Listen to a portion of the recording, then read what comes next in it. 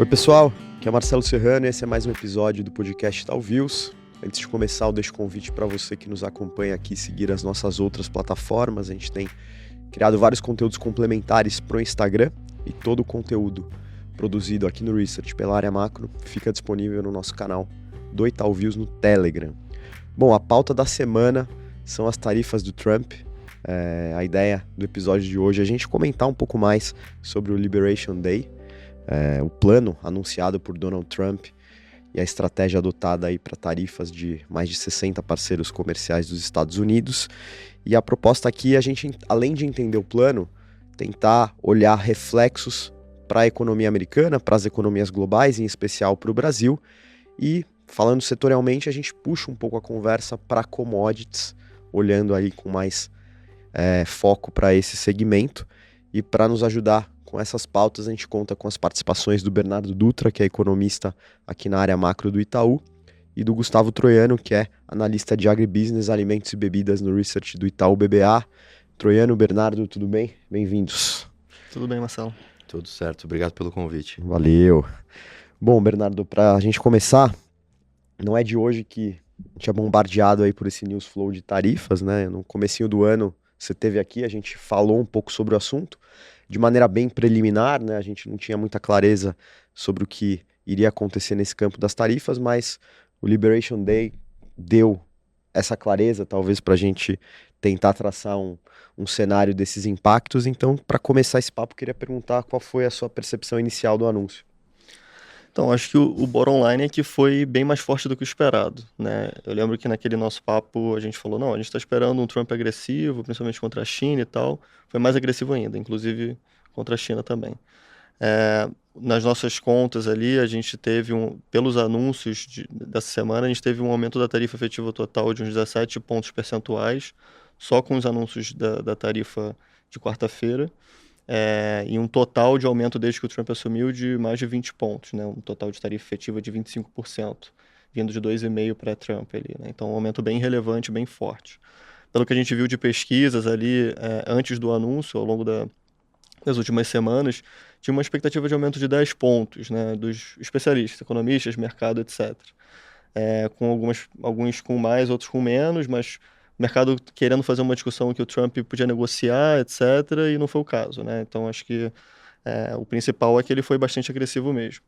Uma coisa curiosa é que o cálculo para essa tarifa foi basicamente o déficit comercial de bens sobre a importação. Então, a gente ficou fazendo muita conta de reciprocidade, a gente ficou falando VAT, tarifa recíproca, déficit, um monte de coisa. No final, só importou o déficit de bens, nem serviços entrou na conta, né? Então, foi uma coisa muito simples e muito não antecipada, digamos assim, né? Fora do esperado, tá? Mas, como resultado, teve essa conta com um mínimo de 10% universal. Então, ele botou uma tarifa de 10% universal, com base nessa conta, quem tinha mais déficit foi para cima disso, né? Então, o que a gente viu foram tarifas muito agressivas contra a Ásia, todos os asiáticos em geral. A China sofreu um aumento de 34%, para um total de 64% com os anteriores, então, uma tarifa muito alta, né? Alguns exemplos como o Vietnã, com aumento de 46%, Tailândia, 35%, então os asiáticos foram muito afetados. Na Europa, foi relativamente forte também, né? Não foi tão forte como a Ásia, mas um aumento de 20%, que era um número grande, se você considerasse o que estava se falando antes, né? Então foi relevante e os países de Latam foram menos afetados.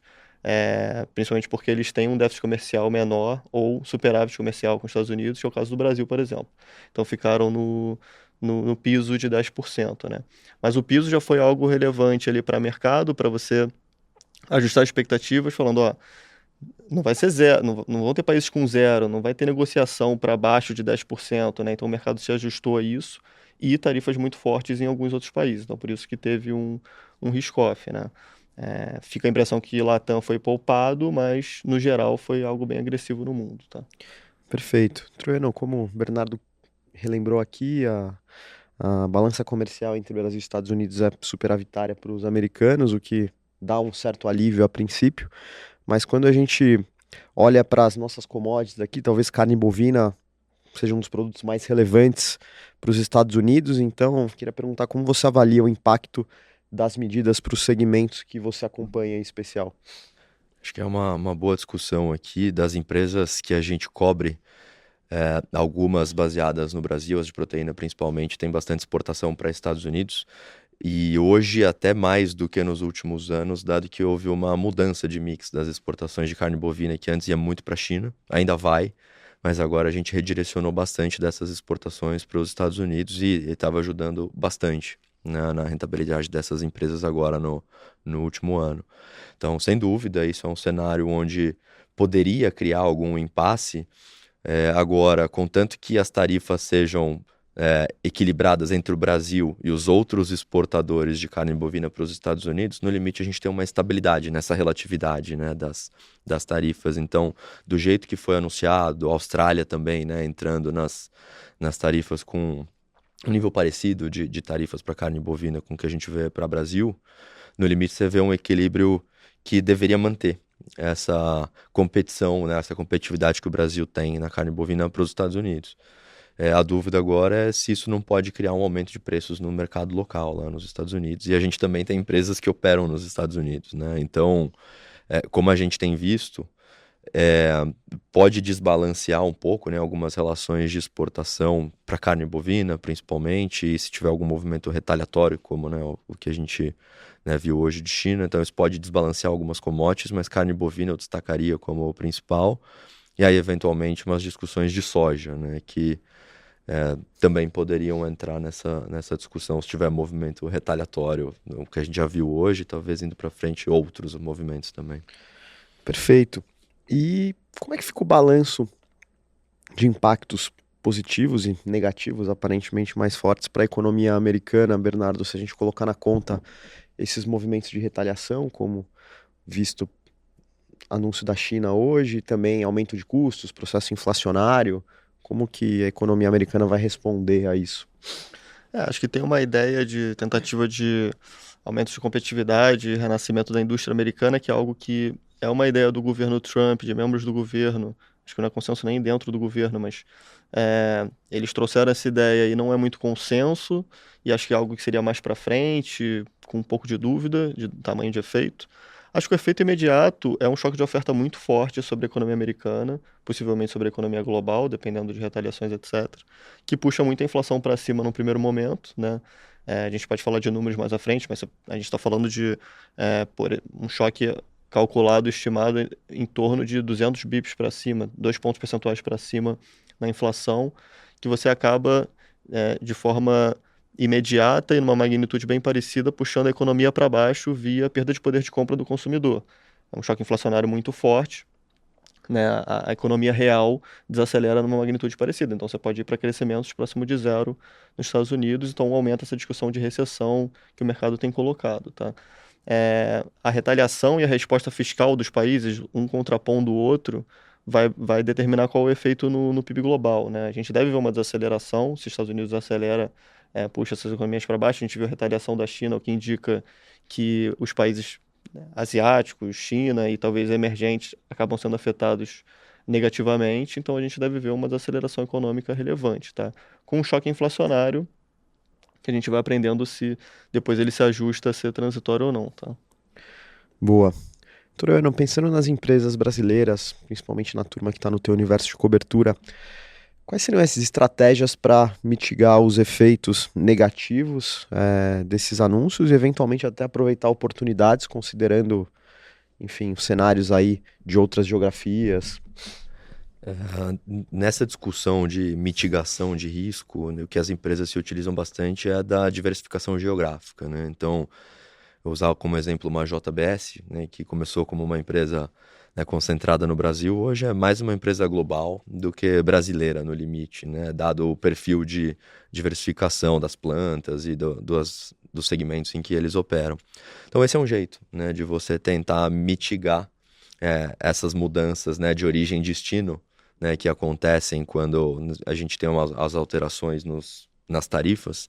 Então, um jeito de você tentar mitigar isso é você estar em diversas geografias em que você consegue se aproveitar, né, de um ambiente onde você vai ter melhores condições de exportação de uma determinada origem e você consegue fazer essa realocação, né? Então, acho que esse é o primeiro ponto da diversificação geográfica.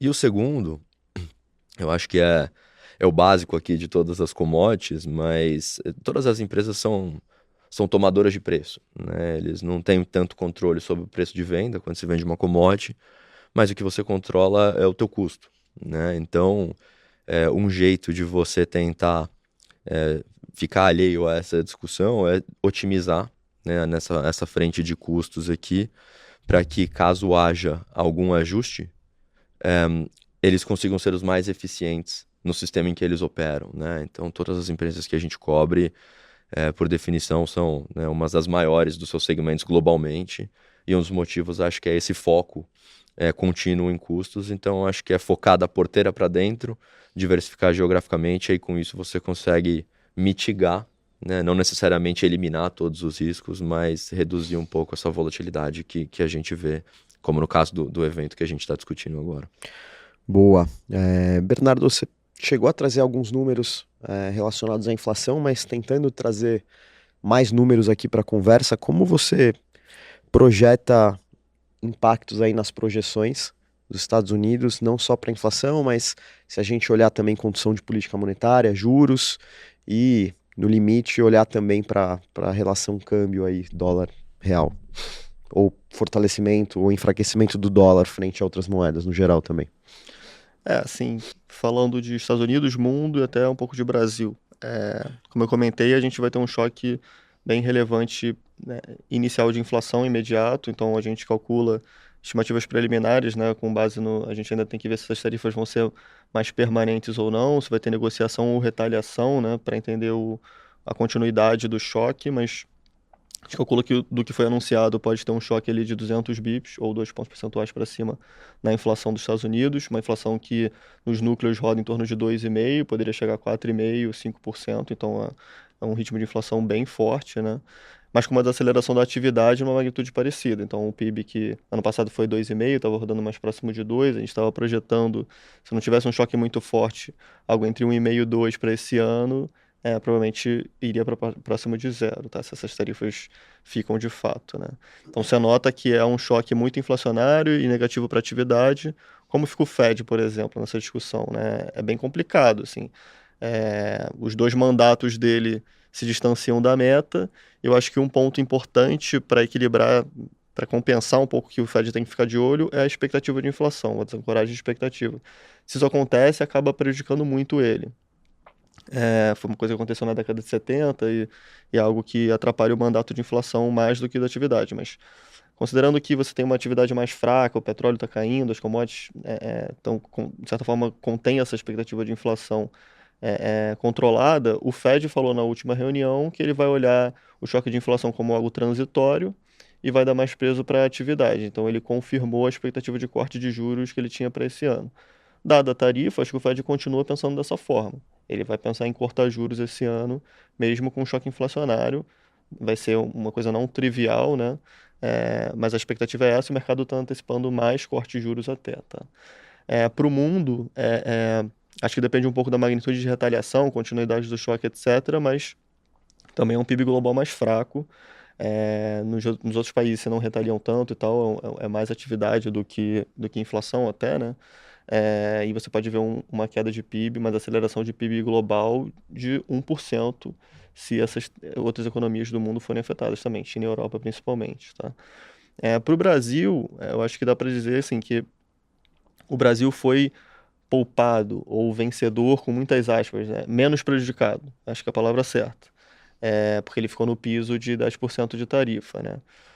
Então você pode pensar que para o Brasil talvez algumas commodities que o Brasil exporta ganhem competitividade lá fora, o Troiano sabe bem mais do que eu, mas essa diversificação geográfica que o Brasil pode fazer, e também o fato de que o Brasil é uma economia de certa forma relativamente fechada em relação aos pares, a outros países do mundo, então o efeito de tarifa, um delta de tarifa que não foi tão alto, é pequeno, é modesto, tá? O Brasil pode ser mais afetado se tiver, de fato, uma desaceleração global mais forte, né? Principalmente se estiver na China também, etc. Isso o Brasil está mais vulnerável, mas só de tarifa o Brasil é menos afetado, tá? Para o dólar, a discussão é também que junto com a tarifa veio discussão de várias coisas juntos. A tarifa por si só da lição que a gente aprendeu lá no Trade War de 18, etc., era que tarifa era dólar forte. Agora mudou essa discussão, porque veio junto uma discussão de desaceleração de crescimento nos Estados Unidos, um monte de coisa junto, a fiscal, a resposta fiscal da Europa, que compensa para o outro lado, né, o euro se beneficiando e tudo mais. Então entrou uma discussão dos Estados Unidos acelerar de fato, puxando o dólar para baixo, desde que aumentou essa chance de tarifa e o fato implementado, tá? Então, acho que, de certa forma, compensa um pouco o prejuízo ao real, né? Mas a gente já viu hoje que quando você tem uma retaliação de uma China, por exemplo, e a discussão vai mais para global, o real sofre. Então, acho que não está tão fácil de pensar. Acho que você pode ter um dólar global mais fraco um pouco por essa desaceleração dos Estados Unidos e corte de juros do Fed, mas um ambiente de risk-off, de desaceleração no resto do mundo, prejudica os emergentes, tá? Então tem esses dois balanços. Eu resumo a percepção de mercado com base, sei lá, na soma da visão macro, até da tesouraria ali, vocês ficam próximos, é que a gente pode sair de um cenário de um fluxo que sai dos Estados Unidos para emergentes e Brasil para um risk-off de equities geral por conta de uma desaceleração global, e aí o Brasil, de possível vencedor, também seria penalizado a depender da escala desses problemas de essas retaliações de tarifas. É mesmo meio que isso. Exatamente. Se você vai para um ambiente de mais retaliações e mais agressividade, acho que aumenta essa chance, sim. Boa. Troiano, para a gente fechar com uma recomendação aqui, um resumo para o ouvinte investidor aqui, dentro da tua cobertura, quem que seria a principal top pick, seja por um benefício desse cenário ou por uma dinâmica micro própria da companhia mesmo? Olha, Marcelo, a gente tem, né, falado bastante da JBS, né, nos últimos meses. E aí, curiosamente, hoje é uma empresa que está sendo bastante resiliente, né, no relativo com o resto das ações que a gente cobre. O que a gente gosta, né, dessa tese é que eles têm a diversificação geográfica, né, que a gente discutiu anteriormente. Eles são eficientes em custo, né, não à toa a empresa é do tamanho que é hoje.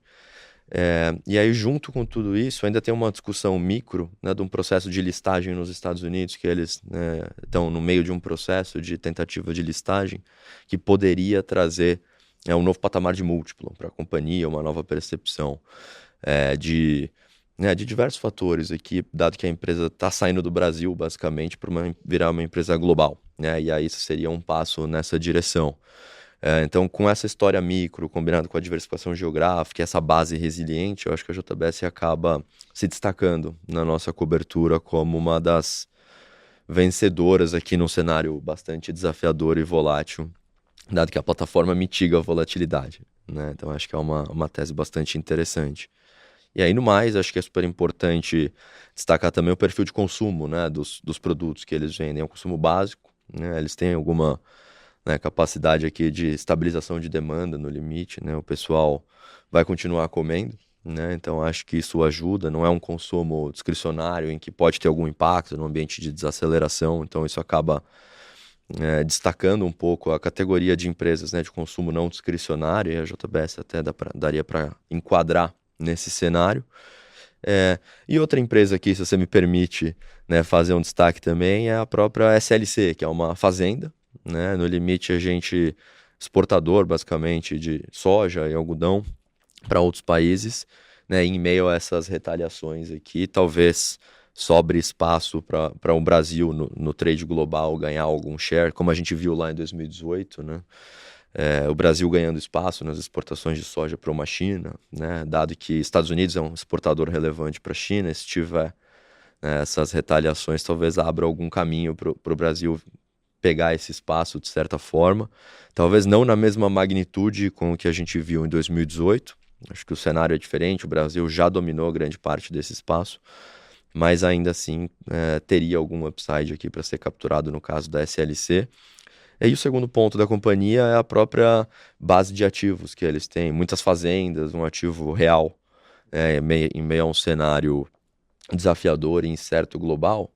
A gente tem os valores das fazendas que a SLC possui, são alheios a essa discussão. Acho que, obviamente, eles têm alguma correlação com a soja, mas no limite, né, o ativo real dá alguma segurança, né, para para o valor intrínseco da companhia, o que num cenário de potencial recessão e alguma volatilidade global poderia dar alguma ancoragem para o investidor.